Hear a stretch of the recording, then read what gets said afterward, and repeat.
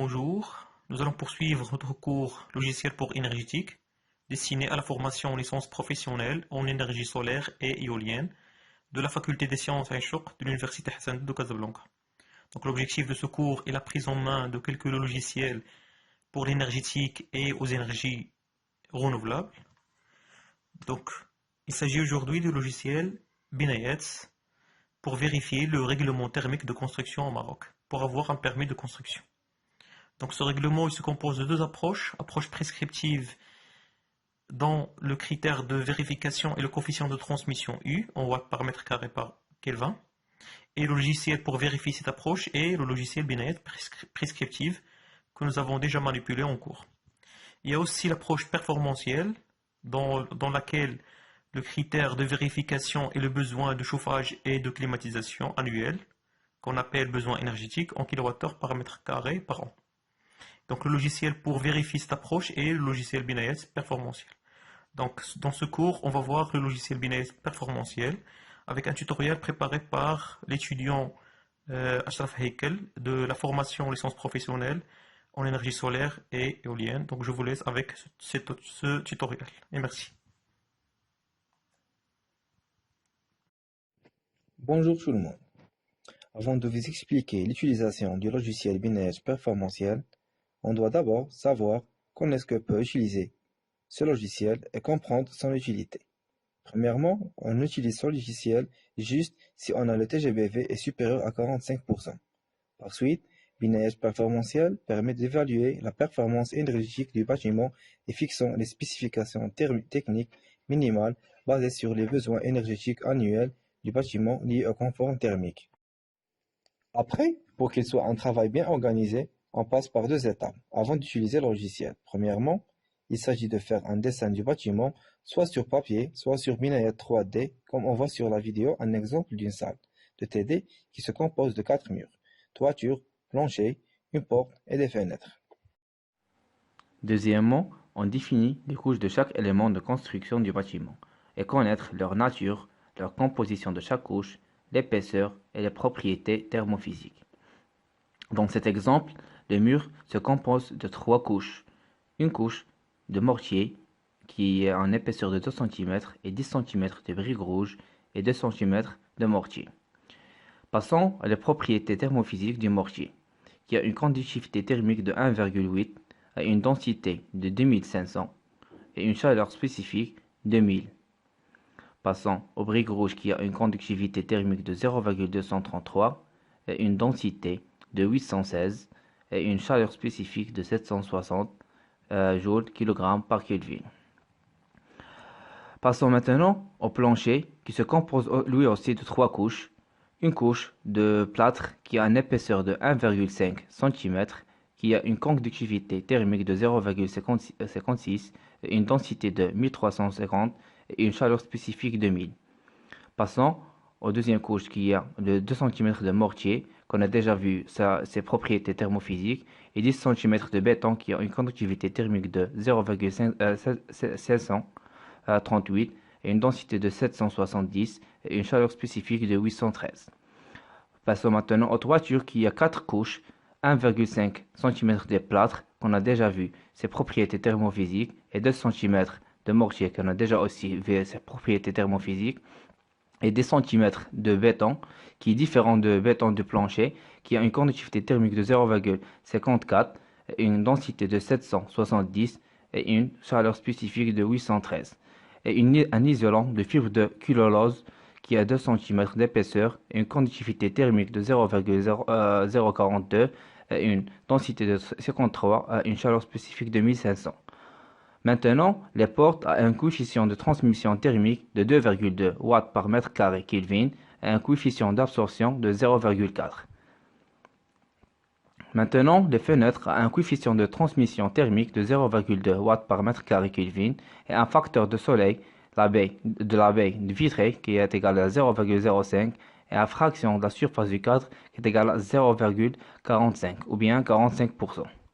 Et le facteur de réduction du accessoire est égal à 1. Maintenant, on ouvre Binayet performantiel et on clique sur démarrer Puis, on crée un nouveau projet et on le donne un nom sous forme, par exemple, salle de TD. Puis, en cliquant sur Accepter, et on désélectionne la liaison avec la BM en cliquant sur Accepter. Puis, on entre les données générales qu'on doit sélectionner la zone climatique, par exemple Casablanca, Hay el-Hassani, et l'usage du bâtiment, enseignement. Puis, on passe à la deuxième étape, c'est les données générales ou bien les données du projet qu'on doit saisir, l'intitulé, l'adresse, l'emplacement, et le nom, le prénom, le numéro de téléphone, le numéro de fax et les mails de maître d'ouvrage, le nom et le prénom, l'adresse et le numéro de téléphone et le numéro de fax et les mails de maître ou bien de signataire. Passons maintenant à l'étape suivante qu'on doit saisir les éléments de construction du bâtiment que l'on a déjà vu dans le tableau précédent. Premièrement, on sélectionne les murs extérieurs et on clique sur Ajouter un nouvel élément. D'abord, on donne une référence pour faire la différence si on a des murs de éléments constructifs différents. Par exemple, mur extérieur de rez-de-chaussée. Puis, on ajoute les couches du mur. La première couche, comme on a fait dans le tableau, c'est les 2 cm de mortier. On sélectionne le mortier en cliquant sur Accepter, mortier de maçonnique sèche de 2300, en cliquant sur Accepter. Puis on sélectionne l'épaisseur du mortier qu'on a déjà vu 2 cm, qu'on a déjà fait 2 cm. Puis en cliquant sur Accepter, passons maintenant en deuxième couche qui se compose de 10 cm de briques rouges. Alors les briques rouges, on sélectionne les briques rouges de 3 trous en cliquant sur Accepter, en cliquant sur une épaisseur, ou bien on saisit une épaisseur de 10 cm et en cliquant sur Accepter. Passons maintenant aux dernières couches qui se compose de 2 cm de mortier. On sélectionne maintenant le mortier de sèche de 2300 à masse volumique, 2 cm d'épaisseur, cliquons sur Accepter.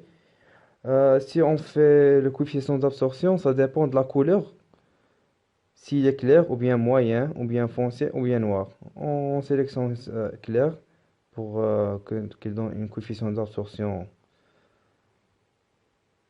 de 0,4. Puis, dans cet exemple, on n'a pas de cloison. Les cloisons, ce sont les murs à l'intérieur du bâtiment. On n'a pas aussi les murs du sous-sol. Passons maintenant au plancher sur sol plein. On clique sur Ajouter nouvel élément à la liste pour ajouter les 3 couches du plancher. En ajoutant la première couche du plancher qui se compose du plâtre sans granulat. Alors on sélectionne plâtre sans granulat. Puis on clique sur Accepter. On choisit l'épaisseur qui est de 1,5 cm. En cliquant sur Accepter. Passons maintenant aux deuxième couche qui se compose du mortier. Alors le mortier, où est le mortier? Mortier, on sélectionne, on clique sur Accepter et on fait l'épaisseur de 2 cm de mortier. Maintenant, passons à la dernière couche qui se compose de béton. On fait 10 cm de béton. Le béton, du granulat courant silencieux, en cliquant sur Accepter. Puis on saisit l'épaisseur de 10 cm. On fait une référence, par exemple plancher rez-de-chaussée. On clique sur Accepter. Passons maintenant aux toitures en ajoutant leurs éléments de construction qui se composent de 4 couches. Ajoutons la première couche du plâtre et saisissons son épaisseur de 1,5 cm. Alors on ajoute le plâtre d'une épaisseur de 1,5 cm. Pardon. 1,5. En cliquant sur Accepter et passons maintenant. Par suite, on ajoute la deuxième couche qui se compose de 2 cm de mortier. Le mortier, cliquons sur Accepter. On saisit l'épaisseur de 2 cm. Et la troisième couche se compose d'un isolant de fibre cellulose d'une épaisseur de 2 cm. Alors, l'isolant qui a une conductivité thermique de 0,039 en cliquant au 2 cm. Alors, on peut changer l'emplacement des couches de toiture ou bien les murs par les flèches bleues. Alors, en ajoutant maintenant la quatrième couche de béton, de 10 cm de béton, on leur donne une référence. Par exemple, toit, rez-de-chaussée, toit, rez-de-chaussée, et en cliquant par suite sur accepter. Maintenant, on passe aux portes en ajoutant un élément de porte, on donne en référence par exemple porte. Le coefficient de transmission thermique des portes, ça dépend de la matière ou bien le type de matériau de la porte. Est-ce que c'est bois ou bien acier ou bien aluminium? On choisit les coefficients d'absorption, ça dépend de la couleur du porte. Est-ce qu'il est clair ou bien moyen ou bien foncé ou bien noir? Le corps noir, il absorbe toute la lumière, 100%. Passons maintenant en fenêtre en ajoutant une référence, par exemple fenêtre. Le coefficient de transmission thermique, lui aussi, on saisit 2,2, ou bien on change, on peut modifier nous-mêmes, 0,2. Le facteur de solaire de la baie vitrée, on peut le changer aussi, on fait par exemple 0,05. La fraction du surface du cadre, on le donne 0,045. Maintenant, on passe aux zones en ajoutant une zone. C'est la plus importante. On a déjà donné une référence Z. La température intérieure consigne en hiver et la température inférieure consigne en été, le 20 et 26. En cliquant sur accepter et en ajoutant maintenant le système. On ajoute un système. Le système, on peut donner une référence ce qu'on fait mode de production, soit chauffage, soit refroidissement. Non, dans cet exemple, on n'a pas ni le chauffage ni le refroidissement, donc on désélectionne le chauffage, on désélectionne le refroidissement en cliquant sur accepter. Maintenant, en cliquant sur la référence Z, la zone, on ajoute, voilà, référence numéro 1, surface nette de 25 mètres carrés et le volume de 75 mètres cubes. En ajoutant les éléments verticaux, se compose de murs extérieurs, cloisons, murs sous-sol. Donc, dans cet exemple, on a seulement les murs extérieurs. Alors, on a 4 façades, le nord, le sud, l'est et l'ouest. Alors, on va ajouter 15 cm dans le nord, on ajoute 15 cm dans l'est et 15 mètres carrés dans le sud. On a finalement 15 mètres carrés dans l'ouest. Passons maintenant aux éléments horizontaux qui se composent de toiture et les planchers. Alors les planchers, la surface du plancher c'est de 25 mètres carrés. 25 mètres carrés. On a la surface totale du plancher sur sol plein, lui aussi 25 mètres carrés. En cliquant sur accepter. Maintenant, on ajoute le toiture. Le toiture, c'est de 25 mètres carrés lui aussi. Alors, on a les baies. Les baies se composent des portes et des fenêtres. Les fenêtres, on a des fenêtres par exemple dans le nord, l'est et l'ouest et le sud. On fait par exemple 7 mètres carrés dans le nord. Et on fait par exemple 7 mètres carrés. 7 mètres dans l'est, bien le sud. On fait dans l'est maintenant 6 mètres carrés. Et 6 mètres carrés, on fait 6 mètres carrés par exemple dans l'ouest.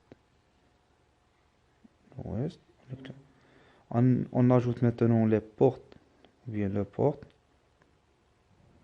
On a la surface du porte extérieur. La plupart du temps, c'est de 2,5 ou bien 2 mètres carrés.